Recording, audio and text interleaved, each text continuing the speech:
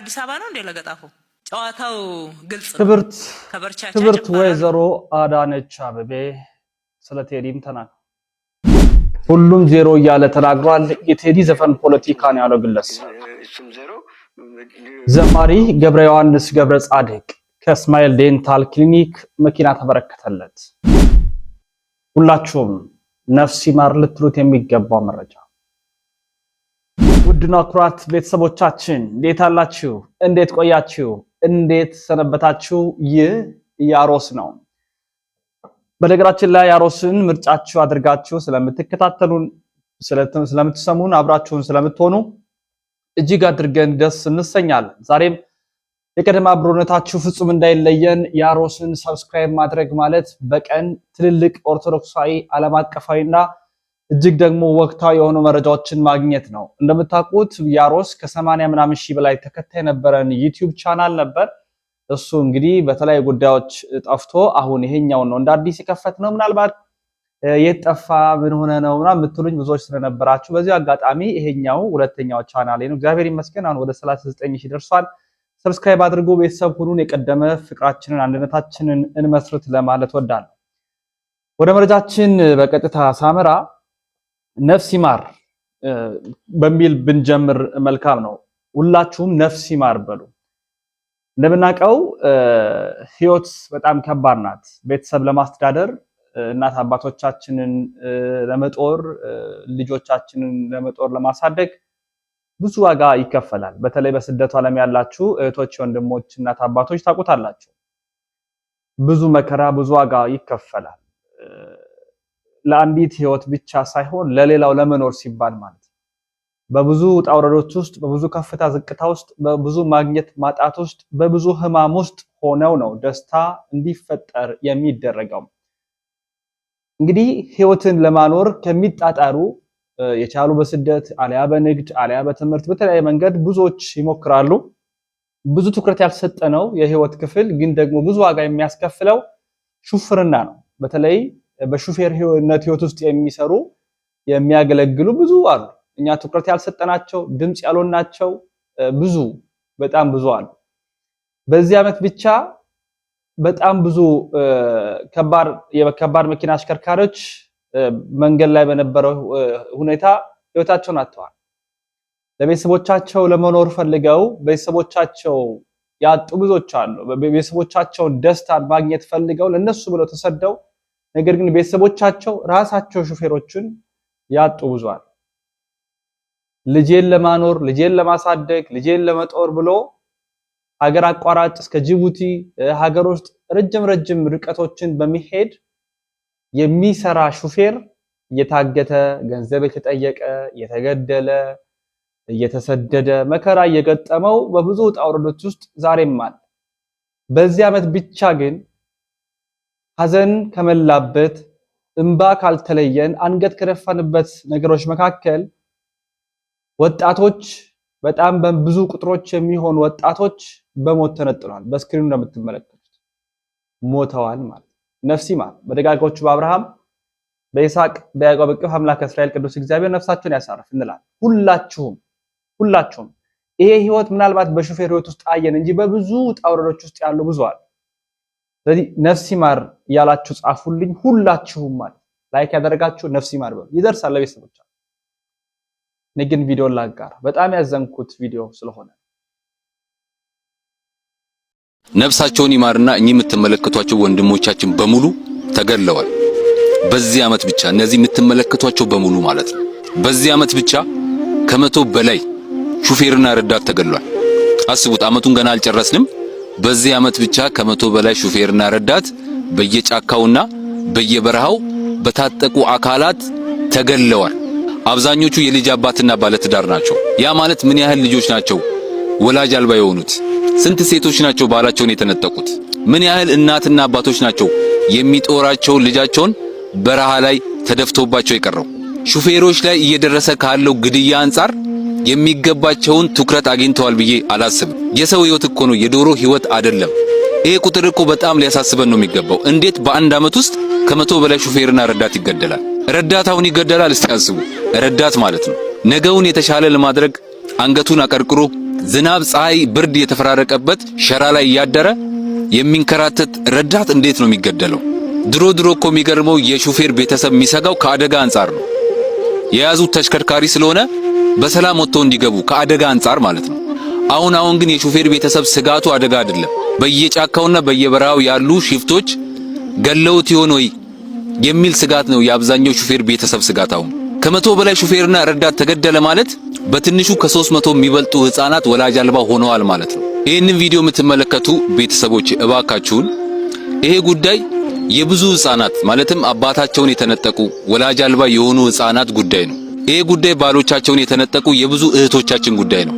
ይሄ ጉዳይ የሚጦራቸውን ልጃቸውን ያጡ የብዙ እናት አባቶቻችን ጉዳይ ነው። ስለዚህ በተቻላችሁ አቅም ይህንን ቪዲዮ ለሚመለከተው አካል መፍትሄ የሚሰጣቸው ከሆነ ሪፖስት፣ ላይክ፣ ሼር፣ ኮፒ ሊንክ እያደረጋችሁ እባካችሁ አድርሱልን።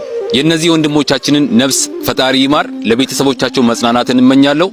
አመሰግናለሁ። በድጋሚ ነፍስ ይማር። በደጋጎቹ አብርሃም፣ በይስሐቅ፣ በያዕቆብ እቅፍ አምላከ እስራኤል ቅዱስ እግዚአብሔር ነፍሳቸውን ያሳርፍልን። ለቤተሰቦቻቸው ለወዳጅ ዘመዶቻቸው መጽናናትን ያድልልን። አሁንም በዚህ ህይወት ውስጥ ያሉትን አምላከ እስራኤል ይጠብቃቸው፣ ከፊት ይራዳቸው፣ ይቅደማቸው። አምላክ ወላዲተ አምላክ ድንግል ማርያም አትለያቸው ለማለት እንወዳለን። ወደ ቀጣዩ ደስታ መረጃችን እናምራ። ወዘማሪ ገብረ ዮሐንስ ገብረ ጻድቅ እንግዲህ ከ2001-2000 ዓመተ ምህረት ጀምሮ በዝማሬ ህይወት የምናውቀው ከ15-16 ዓመታት በላይ በከበረ ወደ ምህረት ስሙን እየጠራ እያመሰገነ ኢየሱስ ልበል ኢየሱስ እያለ የማይሸረሸር አለቴ እያለ ክርስቶስን የሰበከ ክርስቶስ ቀንዳችን ነው፣ ክርስቶስ ራሳችን ነው፣ ክርስቶስ ጌታችን ነው፣ ክርስቶስ አባታችን ነው፣ ክርስቶስ ሞገሳችን ነው፣ ክርስቶስ ልብሳችን ነው፣ ክርስቶስ መዓዛችን ነው እያለ የሰበከ የዘመረ ገብረ ዮሐንስ ገብረ ጻድቅ እግዚአብሔር ሲያነሳሳ በአንዲት እህት አማካኝነት በተቀረጸ አንድ ቪዲዮ የመኪና ባለቤት ሆኗል። እግዚአብሔር ስሙ ይመስገን። ስለማይነገር ስጦታ እግዚአብሔር የተመሰገነ ይሁን። ክርስቶስ በእውነትም የማንቀማው የማናጣው በጎ ዕድላችን ክርስቶስ ነው። ይሄንን የሰበከ ደግሞ በአባቴ ፊት መሰክርለታለሁ ብሏልና በህዝቡም ፊት ደግሞ መስክሮለታል ክርስቶስ። እጅግ ያስደንቃል በእውነት። ዘማሪ ገብረ ዮሐንስ ገብረ ጻድቅ የቢዋይዲ ኤሌክትሪክ መኪና ተሸልሟል በወንድማችን አዶናይ አማካኝነት። በዚህ አጋጣሚ በጣም ልበቀና የሆነ ወንድማችን እግዚአብሔር እድሜ ከጤና ይስጠው። አሁን ደግሞ በእስማኤል ዴንታል ክሊኒክ እህታችንን ማመስገን አለበት። አመስግኗቸው። እንደው የፈለጋቸውን ቃላት ተጠቀሙ፣ ግን አመስግኗቸው። እስማኤል ዴንታል ክሊኒክ ለበጎ ሐሳባቸው። ሁለተኛ አዶናይ፣ ሶስተኛ የቀረጸችቷ፣ አራተኛ የኢትዮጵያ ህዝብ ከሁሉ በላይ ነው በአጠቃላይ የተባበረው ቻሌንጁን 1 ሚሊዮን ፎሎወር ቲክቶክ አካውንታቸው እንዲገባ ያደረገ እና የ1 ሚሊዮን ቻሌንጅ ፎሎወር ቻሌንጅ ተደርጎ ቢዋይዲ መኪና ተሸልሟል ከእስማኤል ዴንታል ክሊኒክ። ቪዲዮን አሳያቸዋለሁ። የሚያስገርመው ግን እሱ አይደለም። የሰው ደስታ ደስ ሲያሰኝ ደስ ይላል። የሚያስገርመው አስተራብነትና ወንድማችን አዶናይ በአንድነት በመሆን እንደ መኪና ብቻ ለምን? የኢትዮጵያ ህዝብ ደግ ነው። የኢትዮጵያ ህዝብ ቸር ነው። የኢትዮጵያ ህዝብ መልካም ነው። የኢትዮጵያ ህዝብ በየትኛውም ሁኔታ ውስጥ ብንሆን መራዳትን ወደኋላ የሚል አይደለም። መኪና ብቻ ሳይሆን ቤትም ቻሌንጅ እንጀምራለን አሉ። እግዚአብሔር ይመስገን። በእውነት ሁላችሁም እግዚአብሔርን አመስግኑ። እንደው አይከብዳችሁ ማመስገን። ላይክ ያደረጋችሁ እግዚአብሔርን አመስግኑ። ቪዲዮን ላሳያችሁ። የሰው ደስታ ደስ ሊያሰኘን ይገባል። ደስ ሊያሰኘን ይገባል። በእውነት እግዚአብሔር የሚወደው የሚከብረው በዛ ስለሆነ እኔ በጣም ነው ደስ ያለኝና ቪዲዮ እንካታ። እንኳን ደስ አላችሁ፣ እንኳን ደስ አለን። ዛሬ የዘማሪ ገብረ ዮሐንስን መኪና ለመሸለም ዝግጅታችንን ጨርሰን እየጠበቅነው ነው። እንደምታዩት ቫይቡ በጣም ደስ ይላል። ብዙ ሰው ነው ያለው። ደስ ብሎኛል። እንግዲህ እንጀምራለን አሁን። ቴንክ ዩ። እሺ ትንሽ ስለ ሰላም ነግራችሁ ፈልጋለሁ። ስለ ስማይል ስፔሻሊቲ ዴንታል ሴንተር የመጀመሪያ ቀን ቪዲዮ ያየዋት የዘማሪ ገብረ ዮሐንስ ቪዲዮ ይህ ሁሉ ነገር እንዳዘጋጅ መኪናውን መሰጠት አለበት ብዬ እንዳስብ ያደረገኛች ቪዲዮ ነች። ግን ደግሞ ከምታስቡት በላይ እንደዚህ አይነት ቻሌንጅ ውስጥ የሚገቡ ካምፓኒዎች ለየት ያለ ልብ ያስፈልገዋል። በጣም ብዙ ሀብታም የሆኑ ካምፓኒዎች አሉ አዲስ አበባ እንድታቁት። መኪና ለነሱ መግዛት በጣም ቀላል የሆነች ግን ከየት እንደሚመጣ አታውቁም። ሪኩዌስቱ ሰላም ነች። ቀድማ እኔ መግዛት እችላለሁ። ቻሌንጁ ቢሳካም ባይሳካም እንደውም ያልተጨናነኩበት ቻሌንጅ ነው ልንገራችሁ። ምንም ሳልጨናነቅ ኦኬ ሊሳካ ይችላል ላይሳካም ይችላል። ሰላም አለች ኦሬዲ ለመግዛት ወስናለች። ለምን ልቧ ለየት ያለ ልብ ነው ያላት። እንደዚህ አይነት ደጋግ ካምፓኒዎች ደግሞ ሰፖርት ማድረግ አለብን። ስለዚህ ሰላሜ ቴንክ ዩ ሶ ማች ስላወቅኩሽ በጣም ደስ ብሎኛል። ከዚህም በኋላ ብዙ ስራዎችን እንሰራለን ብዬ አስባለሁ።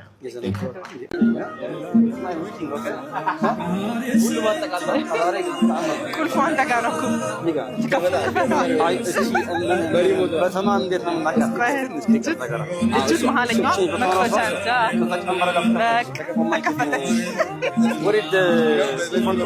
መኪናው የተከፈተ ነው። በእግር ከመሄድ ከመንገላታት ከፀሐይ ከዝናቡ ያወጣኝ ፈጣሪ ይመስገን ብሏል። ቅድም ሲናገር እንደሰማ ነው።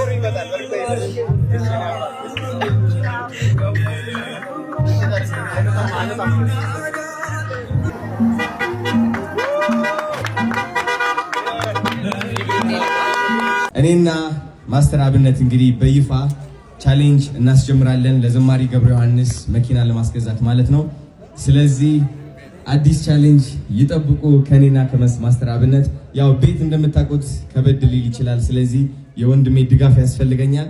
ተባብረን ደግሞ እኔና እሱ የማናደርገው የለም። ይህ ደግሞ ለብዙ ቲክቶከሮች ትምህርት ይሆናል ብዬ አስባለሁ። ተጽዕኖ ፈጣሪዎች እይታ ውስጥ ያላችሁ በመተባበር ትልቅ ተአምር መፍጠር ትችላላችሁ። አመሰግናለሁ። የምትለው ነገር አለ? ለወንድማችን ዘማሪ መኪና ቤት ብቻ አይደለም፣ ከዚህም በላይ እጅግ በጣም መልካም ነገር ሁሉ ይገባዋል። በጣም የምንወደው የምናከብረው ወንድማችን ነው። ወንድማችን አዶናይ ያቀረብከውን ቻሌንጅ ሁላችንም ከተባበርን በአጭር ጊዜ ውስጥ እናሳካለን።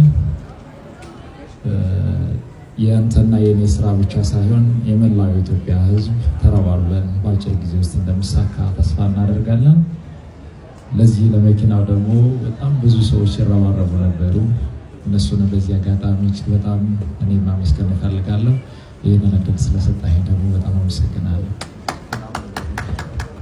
እኔ ይሄን ቻሌንጅ ከአዶናይ ከመቀበሌ በፊት መጀመሪያ ቪዲዮ የሰራችሁ እሷ ናትና ባገኛት ብዬ በጣም ሳስብ ነበር። እንደውም በጣም ኢንቫይት ማድረግም ነበረብን እኛ ራሳችን ግን አላደረግንም።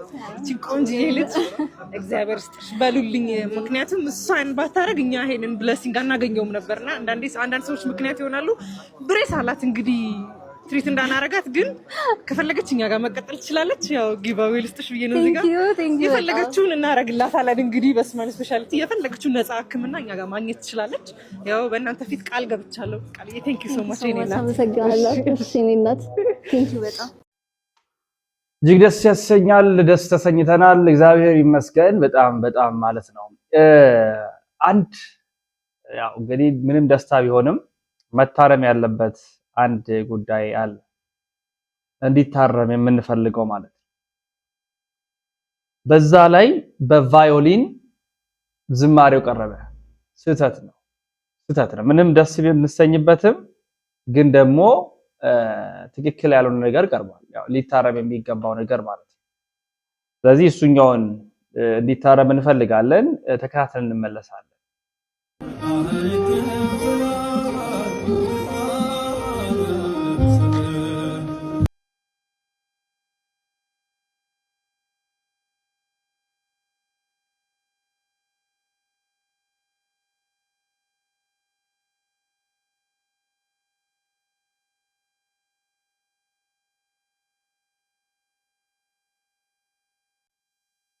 ሊታረም የሚገባው ነው ብለን እንለፍ። ያው ምናልባት በደስታ የመጣ ስሜት ነው፣ ግን ትክክል አይደለም።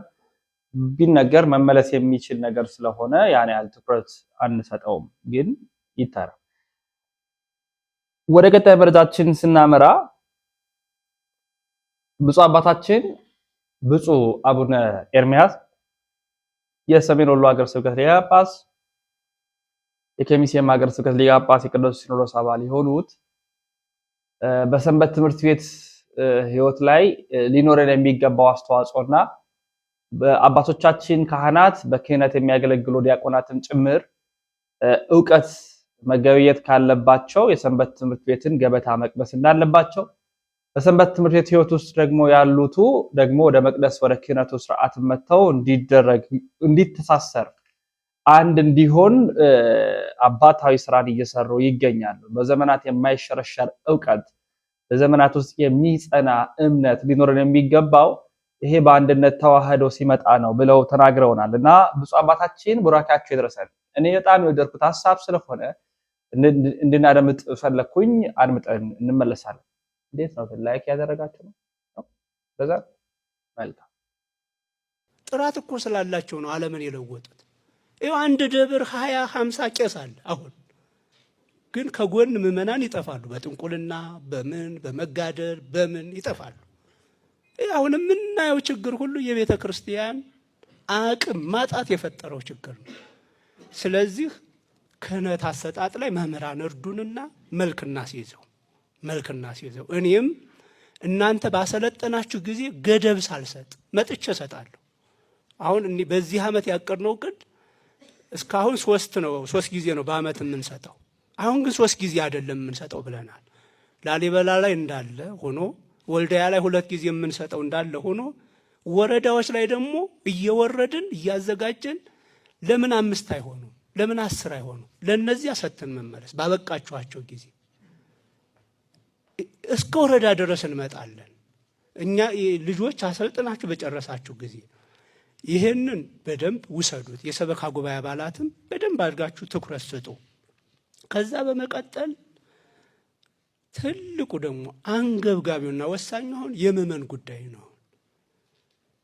ከዚህ በኋላ የአባቴ እምነት ነው በሚል ብቻ የሚከተለን ሰው እንደማይኖር እርግጠኞች ሁኑ። እኔ አባቴ አያቴ ቅድመ አያቴ ክርስቲያን ስለሆነ ክርስቲያን ሆንኩ የሚል ትውልድ ከዚህ በኋላ አይመጣም።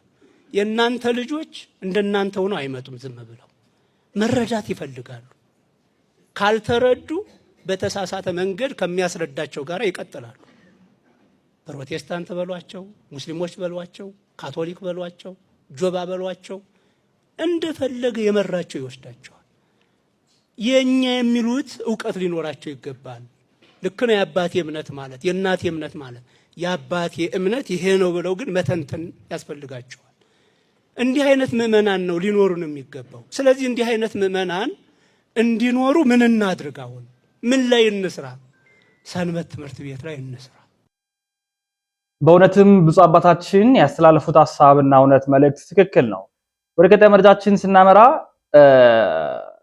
ሁሉም ዜሮ ምናምን ያለ አንድ ሰው ተገኝቷል እንግዲህ ብሏል በማለት ቴዲ አፍሮ ያወጣው ሙዚቃ ላይ ወይንም ዘፈን ላይ ሁሉም ዜሮ ነው ብሏል የሚል አለ ሲለው አዎ ፖለቲካዊ ነገር ያለው ነው ምናምን ሲል ተሰምቷል። እስኪ እሱን ተካተን የምንመለስ ይሆናል። 00 የሚል ዘፈኖቹ 0 አንቺም 0 እሱም 0 ሰማዩም 0 ምድሪቱም 0 አንተም 0 የሚለው 00 የሚል ትራክ አለው እንዴ? አለው። ወደዚህ አምጥቶ በዚህኛው የቶርካ ላይ የቶርካ ውስጥ አለ። በዛ ልክ የሚያደርጉት ነው። እንደዛ የሚል የለም። አዎ ቆይ እሱ እየወጣ ነው አለ እኮ ምን አደባባይ ላይ ያለ እንዴ? አይ 00 የሚል አለ። ኧረ ተው። የቴዲ ያው እንደ ዘፋኝ ዘፈን የዘፈነ እንደ ዘፋኝ መብቱ ነው። የመሰለውን መብቱ ነው መዝፈን መብቱ ነው። ለምን ዘፈነ ብለን አንልም። ነገር ግን ዘፈኑ ሁሉ ጊዜ በተለመደ በፖለቲካ በማጣጣል በማንኳሰስ ላይ ብቻ ባይሆንና በታሪክ ላይ የትኛውንም ንግስታቶችን ልትወድ ትችላለህ። ነገር ግን ሁሉ ጊዜ በዛውኑ በተቀደደውኑ ሁሉ ጊዜ ስትመጣ መለወጥ አለብህ። በነበረበት ቦታ ላይ መጽናት የለበትም። እሱና 00 የሚል ዘፈኖቹ 0 አንቺም 0 እሱም 0 ሰማዩም 0 ምድሪቱም 0 አንተም 0 የሚለው ድሮ ዘፈን ኬኔዲ መሰለኝ ድሮ የዘፈነውን የዘፋኙን ከሄድ እንትን 00 የሚል ትራክ አለው እንዴ? አለው። ወደዚህ አምጥቶ እዚህኛው የቶርካ ላይ የቶርካ ውስጥ አለ። በዛ ልክ የሚያደርጉት ተው። እንደዛ የሚል የለም። ቆይ እሱ እየወጣ ነው አለ እኮ ምን አደባባይ ላይ ያለ እንዴ? አይ 00 የሚል አለ። ኧረ ተው። እሺ ያንንም ሁሉ ከዳስ ውስጥ ህንፃ ላይ የገቡት ሰዎች ዳስ ጣል ብሎ የለመድክበት ቦታ ላይ ጩና አስጫጭ ብሎ ማለቱ አግባብ አይደለም። እነኚህ ደግሞ መልስ የሰጡት 24 ሰዓት ባልሞላ ጊዜ ውስጥ ግጥሙ በአማርኛም በኦሮምኛም አድርጎ ያመጡት። እኔ እንደውም አንድ ነገር ተጠራጠርኩት። እንደውም ቴዲና እነኚህ መልስ ሰጪዎች አስቀድሞውኑ አብሮ እያጠኑ ነበረ ወይ? እያጠኑ ነበረ ወይ? በ24 ሰዓት መልስ መሰጠቱ በ24 ሰዓት ውስጥ በግጥም ነው የተሰጠው። በግጥም ሁለተኛ እንደ ቀላል አይደለም። ክሊፕ ያ ሁሉ ክሊፕ ተቀናጃጅቶ ምን ተብሎ በጣም የተቆየበት ነው። በስሎ ነው ያኛውም የወጣ የሱም የቆየበት ነው፣ የበሰለበት ነው። በበሰለ መልክ ነው የመጣ። እነሱም ያመጡት ደግሞ ይበልጥ የበሰለ መልኩን አመጡት። ሆኖም ግን መልስ አሰጣጡ ጥሩ ነው። በርገር የሚለው ለምን ሰየሙ? አሁን ወደ ኢትዮጵያ መጥቶ ከኢትዮጵያ የኢትዮጵያን እንጀራ ጠግቦ ወደ ውጭ ሀገር ሆኖ በርገር ለጀመሩት ሊሆን ይችላል። በተረፈ ግን ግን የሚለው ግጥሙ ምንድን ነው? አገር ውስጥ ላሉት ግን ቆይ ውስጡን ነው አበቃናችሁ ለበርገር ነው እኔ እየተናገርኩ ያለሁት የውስጡን ነው። ሌላኛውን ነው አንተ እየነገርከኛለህ። የውስጡን ነው እኔ ያልኩ ያለሁት እንጂ የላኛውማ ግልጽ አማርኛ ነው። ቁጭ ብሏል ደፍኖ ተጠቅልሎ ሾላ በድፍኑ ቁጭ ብሎ ነው።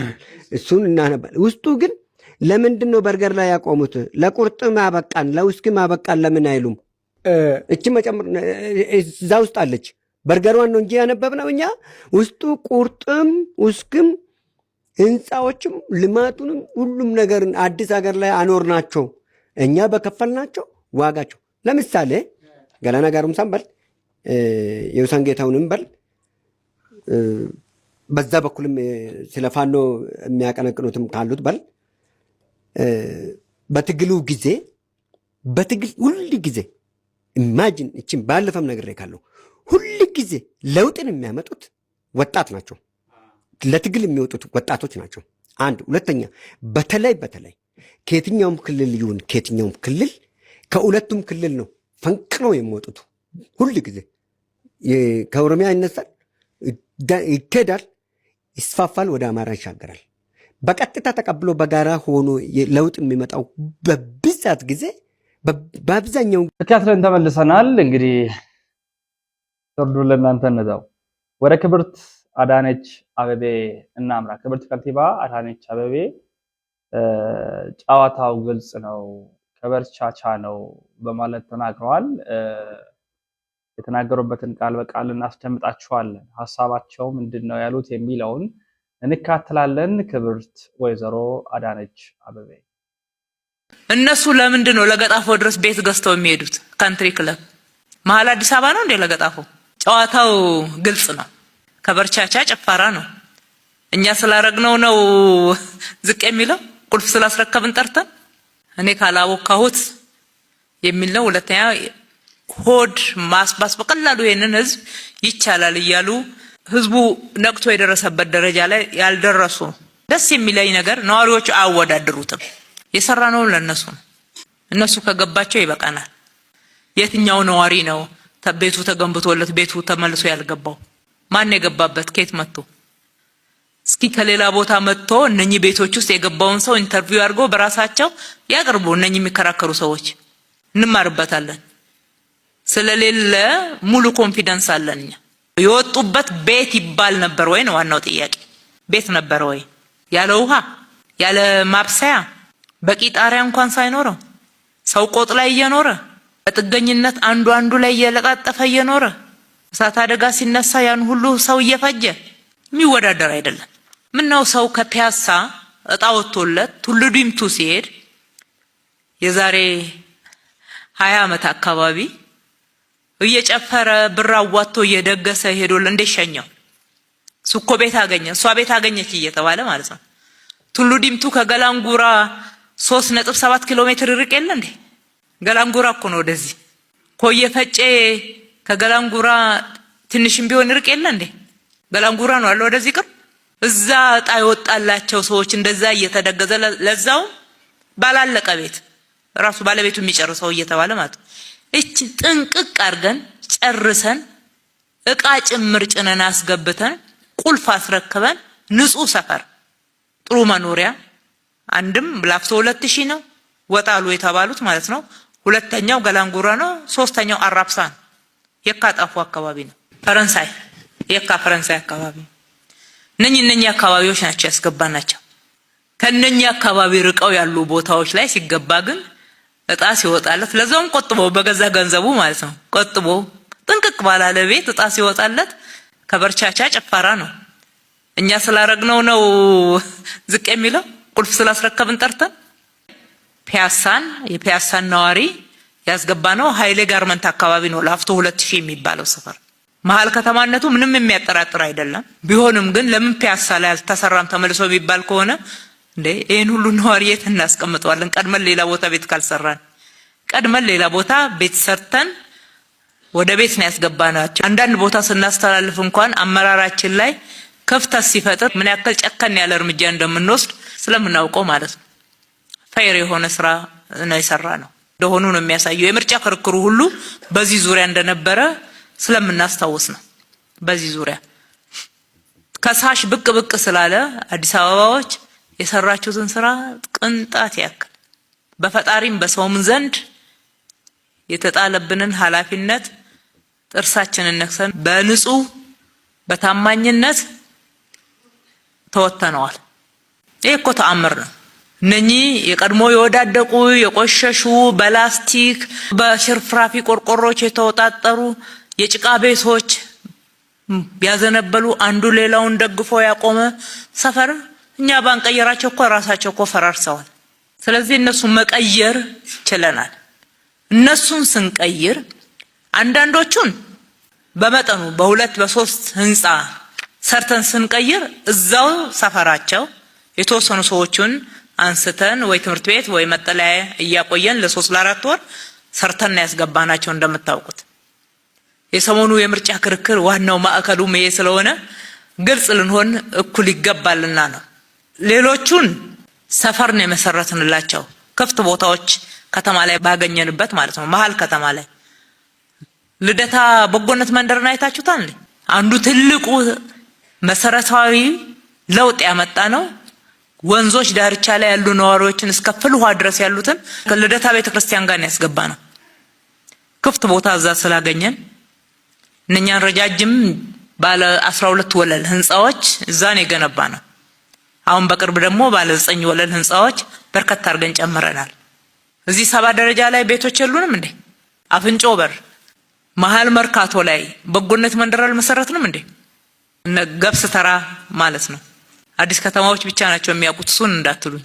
በየሰፈሩ በየክፍለ ከተማው በርካታ ቤቶች ተሰርተዋል። እነኚህ 46000 ቤቶች የተቀየሩት ይሄንን የሚመጣጠኑ የወዳደቁ የቀበሌ ቤቶች ናቸው። አንዳንዶቹ አንድ ቤት አንስተን ብዙ ቤትም የገነባንበት ነው። እዚህ ቦሌ ጎላጎል አካባቢ ብትሄዱ የተሰሩ ቤቶች የተወሰኑ ሰፋፊ ቀበሌ ቤቶችን አንስተን ለብዙዎች እንደሚበቃ ተደርገው የተሰሩ ናቸው። በአንድ ጊዜ ከ1000 በላይ ነዋሪዎች የተነሱበት አካባቢ ደግሞ እንደዛ ማድረግ አልቻልንም። ሰፋ ያለ መሬት ያለበት አካባቢ ፍለጋ መሄድ ግድ ነበረ። ተከታትለን ተመልሰናል። ወደ ሌላ መረጃችን ስናመራ እንግዲህ ጆርዲን እናስታውሳታለን። አንዲት እህታችን አለች ጆርዲ ፌሚኒዝምን ሐሳብ የምታራምድ እህት አለችና ያ የፌሚኒዝምን ሐሳብ ለእህቶች እቆማለሁ የሚለው ሐሳቢያ ከሃይማኖት የሚወጣ ሐሳብን ይዞ መጥቷል። ካህናት አያስፈልጉም፣ ወንዶች አያስፈልጉም፣ እንደዚህ የሚል ማለት አንቺ ለራስሽ ትበቂያለሽ ምናምን የሚል አጉል የሆነ ትክክል ያልሆነ መንገድ መራመድ ስትጀምር መስማት ችለናል። ይሄ ትክክል አይደለም። ሴታዊነትን ለማምጣት በሚል ሃይማኖታዊ ነገሮች እንዲጠፉ ለማድረግ ነገ እግዚአብሔር የለሽ ሐሳቦች እንዲሰርጹ የሚያደርግ ስለሆነ ሳይቃጠል በቅጠል ነውና ልናረማት ይገባል። ወንድማችን አኬ በዚህ ጉዳይ ላይ እኔም እንግዲህ እሷ ለእህቶቼ ቆማለሁ ብላ እግዚአብሔር የለሽ ሐሳብ ካመጣች እኔም ለእህቶቼ መቆም ግድ ይለኛልና ሐሳቧን በሐሳብ እንሞግታለን ሲል ያቀርባል። ወንድማችን አኬ መልስ ሰጥቷል። ልካለ እስካሁን ድረስ ካወራናቸው አንጻር እንየውና የጆርዲን ግን በጣም እኔ እንትን ያለኝ ነገር ኦኬ እሺ ጆርዲን እህታችን ምንድነው ኦርቶዶክስ ክርስቲያን ከሆነች ምናምን ጌታ በነገር ሁሉ ይርዳት ምናምን ነገር ማለት ፐርሰናል የሆነ ችግር የለብኝም ከእህታችን ጋር። ግን የምታደርጋቸው ነገሮች አንዳንዶቹ በጣም ይሄ እንዴት ነው ከትምህርት በጣም ውጭ የሆነ በጣም ድፍረት የተሞላበት አይነት ነገሮችን የምታደርገው እኔ ሳያት ከምን አንጻር መሰለ ይችን ልጅ ብዙ እህቶች ይከተሏታል አይደለም እንግዲህ እስካየሁት ብዙ እህቶች ይከተሏታል። እሷ የምትናገረውን ነገር ለመስማት ይሞክራሉ። ኦኬ እሺ ይሰሟታል። ዘን የማይመስል ነገር የማይሆን ነገር ስትናገርም የሚሰሟት ከሆነ እህቶችን የመጠበቅ ኃላፊነት የኔ የወንድማቸውም ኃላፊነት ነው። እህቶችን የምጠብቀው በነገራችን ላይ ከጠላፊ ከደፋሪ ምናምን ብቻ አይደለም ከጌታ ኢየሱስ ሊለያቸው ከሚችል ወደ ሞት ቀጥታ እንዲህ ይዟቸው ከሚመራቸው ሐሰተኛ መምህርም ጭምር ነው። እና አሁን ጆርዲ የምትባለው እህት ባለማወቅ እውቀቱ ይኖራታል ብዬ ስለማላስብ የሃይማኖታዊ ጉዳይ ላይ ባለማወቅ ነው እንደዚህ የምታደርገው ብዬ ነው የማስበው። ባለማወቅ በጣም አደገኛ የሆነ በጣም ክርስቶስ ጠል የሆነ አይነት ማህበረሰብ እንዲፈጠር ታደርጋለች።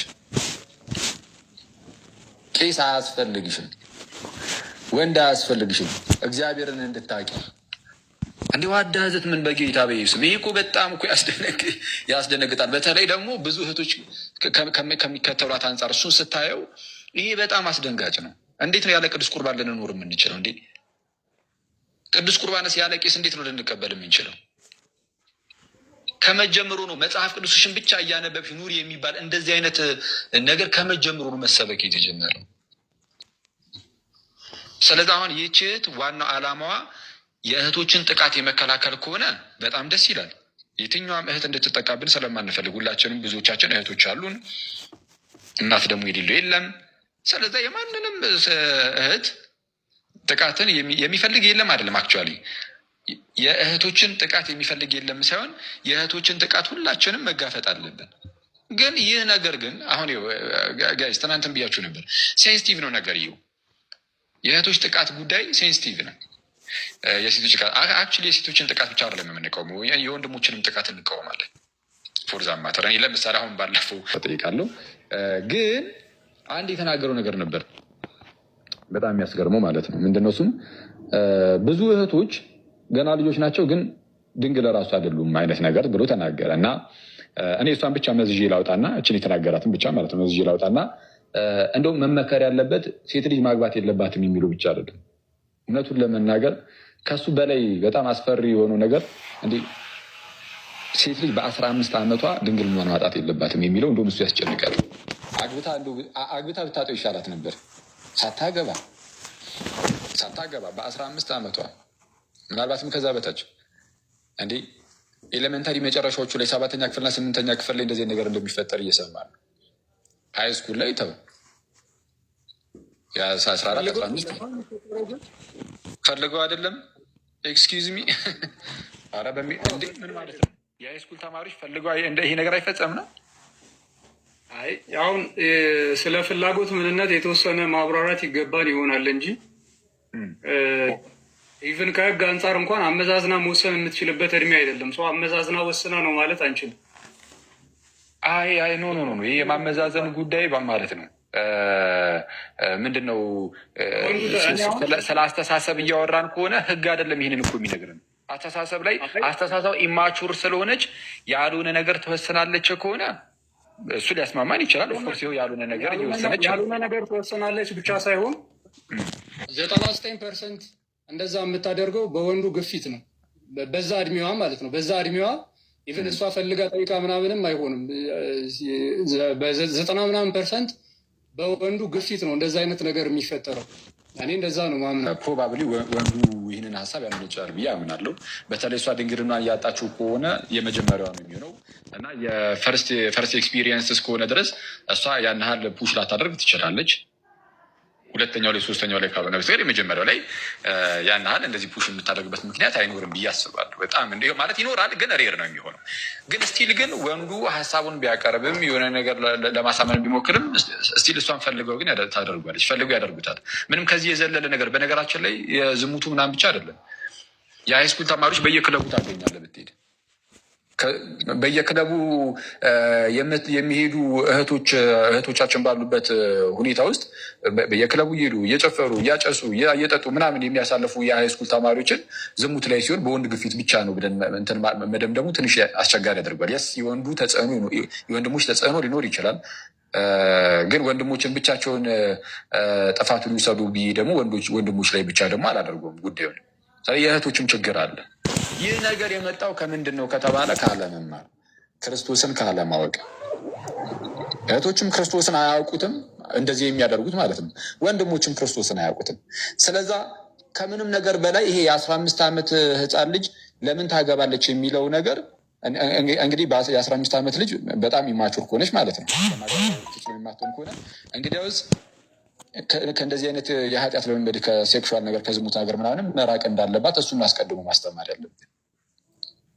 እሱን እያስተማረ የተወደዳችሁ ቤተሰቦቻችን ውድ ኦርቶዶክሳውያን የዛሬ መረጃዎቻችን ይህን ይመስላሉ። ላይክ ሼር ያደረጋችሁ ስለምትከታተሉኝ ያሮስን ምርጫችሁ ስላደረጋችሁ እጅግ ደስ ይለኛል። ሰብስክራይብ እንዳይረሳም። አዘጋጅና አቅራቢው ነው ወንድማችሁ ልዑል መብራቱ ነኝ። በቀሪ መረጃ እንመለሳለን። ከ490,000 በላይ ተከታይ ባፈራነው የቲክቶክ አካውንታችንም ወራ በል ግድ የላችሁ ብዙ ነገር ታተርፋላችሁ። ተሰናበትን። ሰናይ ቆይታ ይሁንላችሁ።